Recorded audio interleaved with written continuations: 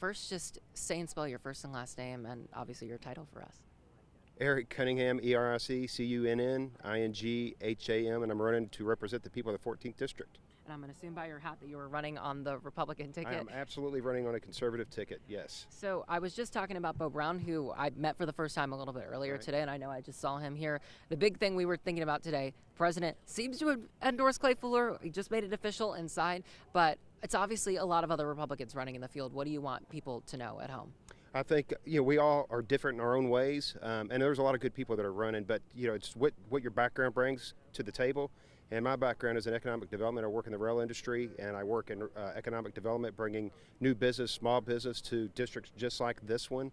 That's a big focus. Supporting Doug Collins on what he's doing with the Veterans Administration and revamping that.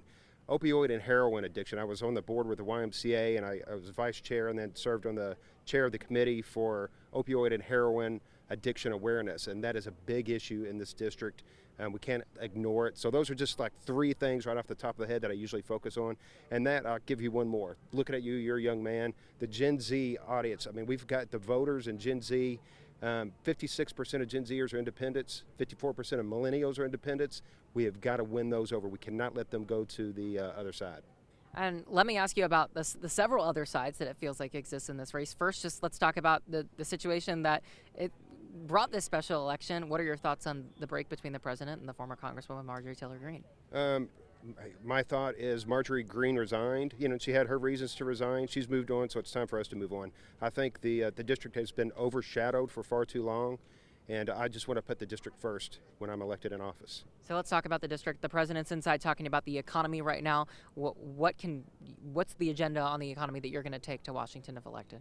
Well, it goes back to the economic development. We've got to bring new business. We've got to support new business. He's doing that. He's done that with this industry here and the cranes and the help he's given them. But we got to go a step beyond that. You got to go. There's other small businesses that are not able to reap the benefits that the SBA provides, but there's grants that are available. We've got crazy grants out there. There's a grant out there for the People's Republic of China. Why is that?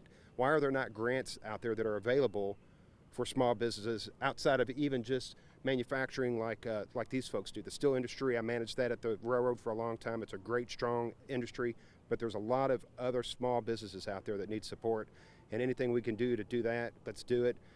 We've got to bring control oil here. We need to have more oil in the United States, for the United States. Bring coal back. He's already bringing coal back. Coal volumes, if you want to see how the economy's doing, look at the railroads. And at the railroads, coal is up right now. So that's because of Donald Trump bringing coal back. And so we just got to continue to do things like that, be energy independent, stop all the regulations.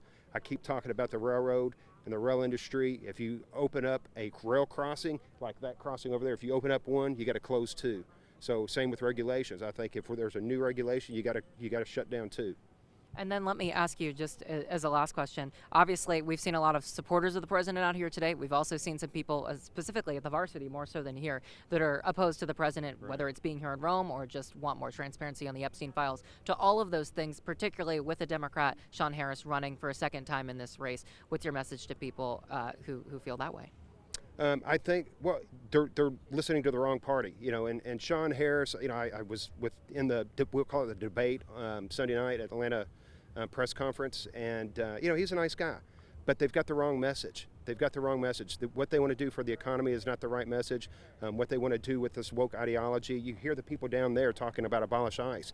You can't abolish ICE. What happens with sex trafficking if you abolish ICE? Who's going to help with that? So you got to think beyond social media and the news you get off of social media. It's a bad place to get news, and people just need to dig in a little bit and see what the Republicans are doing. And we've got to have people that are going out talking about the Trump economy. Gas prices are down, interest rates are going down. We've got to be able to go out and sell that. Another thing too, I was talking about opioids and heroin, fentanyl. Fentanyl coming across the border is down 55%. The borders are closed. We just have to be able to go out and sell what Trump is doing, and I think I can do that. Thank you so much for your All right, time. thank you.